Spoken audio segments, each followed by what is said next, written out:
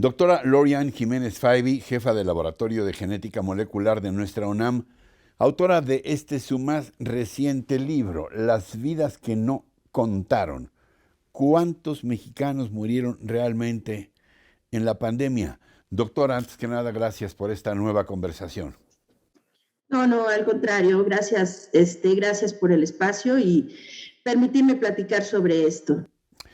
Doctora, se ha venido manejando la cifra oficial de 300 y tantos mil muertos en la pandemia, pero tú hablas aquí de más de 700,000. A ver, retomo el subtítulo de tu libro. ¿Cuántos mexicanos realmente murieron en la pandemia y por qué no se ha dado a conocer esta cifra? Sí, bueno, la cifra se ha dado a conocer, pero ha habido mucha falta de transparencia por parte del Gobierno de México, la Secretaría de Salud, etcétera. Es decir, sí se ha estado publicando, o se había estado Sí, publicando pero un no por reporte de parte del exceso de gobierno. No, de hecho sí, el gobierno ha estado publicando un reporte de exceso de mortalidad, al cual desde luego no se le da difusión, está ahí en internet, ¿no? Y este reporte se había estado actualizando cada mes o mes y medio desde hace más de un año. Ahora, desde el 1 de enero se ha dejado de actualizar. Entonces, no se tienen ya cifras desde hace casi 4 meses, pero se tienen estimaciones de cuál es el número de defunciones reales a consecuencia de la pandemia, ya sea como consecuencia directa de la enfermedad COVID-19 o bien como secundaria, es decir, no por COVID-19, pero sí a causa de la estrategia sentada para controlar la pandemia, de muertes que no pudieron atenderse porque los hospitales estaban saturados, o cualquier otra Sí. causa, vamos a decir, derivada de la pandemia. La estimación que tenemos es el último reporte de exceso de mortalidad a nivel internacional que se publicó a finales del mes de marzo en la revista The Lancet, sienta a México en la 4ª posición en números absolutos de muertes a nivel mundial, solo detrás de Estados Unidos, Rusia y la India, con 798,000 muertes a consecuencia de la pandemia. Esa parece ser la cifra más real que tenemos el día de hoy sobre el costo en vidas que la pandemia ha tenido en nuestro país. Estamos hablando de prácticamente 800,000 muertes. La Es correcto. pregunta que sigue pareciera un absurdo. Yo no sé si te la puedo plantear, doctora. ¿Todas estas muertes eran inevitables o pudo haberse reducido el número de muertes de haber aplicado políticas distintas a las que se tomaron como medidas durante toda esta crisis de 2 años? Sí, esa de hecho es una excelente pregunta, porque qué porcentaje de estas vidas fueron muertes prevenibles y cuántas en realidad hubieran ocurrido indistintamente de cuál haya sido la estrategia, cuál hubiera sido la estrategia sentada aquí en nuestro país para el control de la pandemia. Y la respuesta es, por lo menos, del 2021, cuando se empezó la vacunación, vamos a decir, a partir del mes de febrero del 2021, que se inicia con la vacunación masiva, en todo el mundo se considera que por arriba del 90% de las defunciones causadas por COVID-19 son hoy consideradas como muertes prevenibles. Entonces, de esas muertes, claro, muchas ocurrieron durante el primer año de la pandemia. Sí, desde luego, hubo muchas muertes en el primer año de la pandemia, no por la vacunación, pero si se hubiera sentado una estrategia coherente de comunicación hacia la población, en donde se hubiera desde el inicio indicado el uso de medidas preventivas simples, efectivas, de bajo costo, como el uso del cubrebocas, por ejemplo, se hubieran salvado muchas vidas desde el inicio de la pandemia. Si no se hubiera dado el mensaje criminal de decirle a la población, quédate en casa, al menos que tengas problema para respirar, quédate en casa, al menos que te falte la respiración. Este fue el mensaje que el doctor Hugo López-Gatell mandó a la población durante más de un año de pandemia. Y esto llevó a la gente a llegar al hospital demasiado tarde para poder salvar sus vidas. Entonces, sí hay muchas cosas previo a la vacunación que hubieran podido ser distintas, que hubieran salvado muchas vidas. Y después de la vacunación estamos hablando que alrededor del 90% de las muertes son muertes que se consideran prevenibles. Entonces, dar una cifra es muy complicado, qué número exactamente hubieran sido prevenibles, pero sí podemos compararnos con otros países, desde luego, ¿no? Y entonces podemos hacer comparaciones para saber países con, vamos a decir, una población de tamaño similar a la nuestra, cuál es la pérdida de vidas que hayan tenido. Y si hacemos un comparativo, vamos a decir, con Japón, que es un país que tiene la misma población que nosotros, estamos hablando que si el estimado es de alrededor de 800,000 vidas perdidas por la pandemia en México, más de la mitad de ellas son muertes que pudieron evitarse. Entonces estamos hablando quizá de 500,000 de vidas que se hubieran podido rescatar de haber tenido en este país una estrategia real, coherente para el control de esta crisis.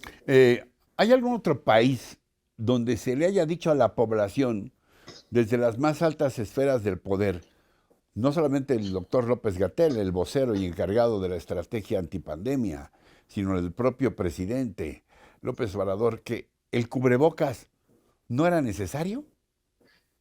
Pues hasta donde sé, sí han habido, es decir, otros líderes tan irresponsables, tan negligentes como los nuestros. En un inicio, el presidente de Brasil, Jair Bolsonaro, también tuvo muchas de estas actitudes de no quererse poner el cubrebocas. De hecho, se le empezó a sancionar económicamente al presidente cada vez que se presentaba en un evento público sin cubrebocas.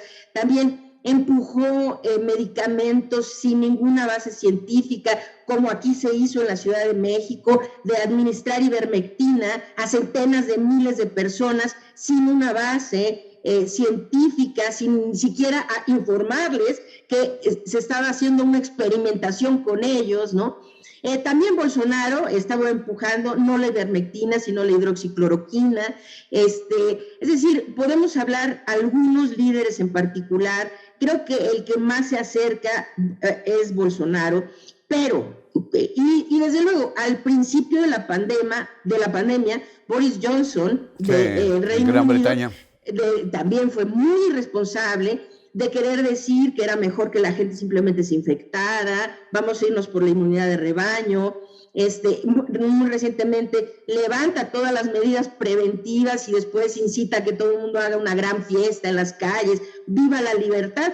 Pues sí, acto seguido han seguido muriéndose gente innecesariamente en su país, ¿no? Entonces sí han habido muchos que han sido muy irresponsables, ¿no? En su momento Donald Trump fue en exceso irresponsable, también negacionista del uso del cubrebocas, empujando medidas que no tenían ningún sustento científico, etcétera. Pero aquí la diferencia muy importante es que Boris Johnson, por presiones o por la razón que sea, ha ido rectificando en el camino. Bolsonaro, de hecho, rectificó y Brasil sí finalmente terminó teniendo una estrategia de vacunación de cobertura muy amplia, han vacunado a los menores de edad, es decir, finalmente reconocer desde el gobierno, me equivoqué. Sí, o no sé si son personas como son de corte muy populista bueno. y precisamente su discurso siempre es muy demagógico, qué sé yo, nunca admiten un error. No sé si abiertamente han admitido el error, pero se infiere que admiten un error cuando rectifican. La diferencia con nosotros es que aquí nunca se ha rectificado el camino. Es decir, la semana pasada todavía López-Gatell volvió a insistir en que ahora el uso del cubrebocas ya no es indispensable. Bueno, para él nunca lo fue. Y así han muerto cerca de 800,000 personas en nuestro país por la negligencia de este hombre y su comunicación completamente errática y anticientífica. Por cierto, el señor López-Gatell y el propio presidente han decretado que la pandemia terminó, que ya no va a haber más información porque hay muy pocos muertos y muy pocos hospitalizados a causa del COVID-19. ¿Es así? ¿La pandemia está totalmente finiquitada y ya se puede salir a las calles y a cualquier lugar sin cubrebocas? De ninguna manera, de ninguna manera. Apenas hace unos días se está dando una noticia que podría terminar siendo una noticia realmente muy lastimosa, que es que Sudáfrica está sumida en un nuevo repunte. Sudáfrica está sumida en un nuevo repunte por las subvariantes de Omicron, BA4 y BA5 y parcialmente de la BA2, 12.1, que son subvariantes sumamente contagiosas, y BA4, BA5 parece que adicionalmente tienen la capacidad para evadir la inmunidad, por lo menos parcialmente, la inmunidad generada tras la infección de la variante original de Omicron, que era BA1. Esto es una pésima noticia. El virus sigue evolucionando, sigue mutando, y ahorita un repunte en Sudáfrica significa que ya todos los focos rojos en Europa están prendidos. De hecho, hoy en la mañana sale una nota en la BBC hablando qué significa para el Reino Unido que ahora Sudáfrica esté en un nuevo repunte. Le suenan todas las alarmas nuevamente de que la situación puede complicarse. Esperemos, don Ricardo, que la situación no se complique al grado de que volvamos a ver repuntes realmente muy serios de defunciones, porque hay que recordar que ahora tenemos a una proporción relativamente amplia de la población vacunada, pero no hay garantía de que vaya a ser así. Y esta medida que toma López-Gatell la semana pasada de decirle a los mexicanos de forma unilateral, sin tener, vamos a decir, sin que la Organización Mundial de la Salud previamente haya dado algún indicio de que esto sea cierto, sin que ningún otro país en el mundo esté tomando este paso de declarar terminada la pandemia, toma esta decisión arbitraria de decir ya no es indispensable el uso de cubrebocas. Y lo más insidioso de esto es que el gobierno mexicano ha dejado de dar información sobre la pandemia. Es decir, ya no se publican las bases de datos abiertos sobre casos y defunciones, ya no tenemos actualizaciones del exceso de mortalidad, ya no hay actualizaciones del personal de salud infectado y muerto a causa de COVID.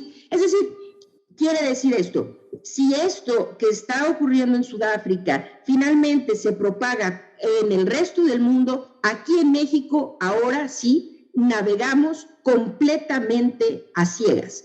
No vamos a saber la gravedad de la situación hasta que estemos ya ahogándonos en el tsunami. Es realmente,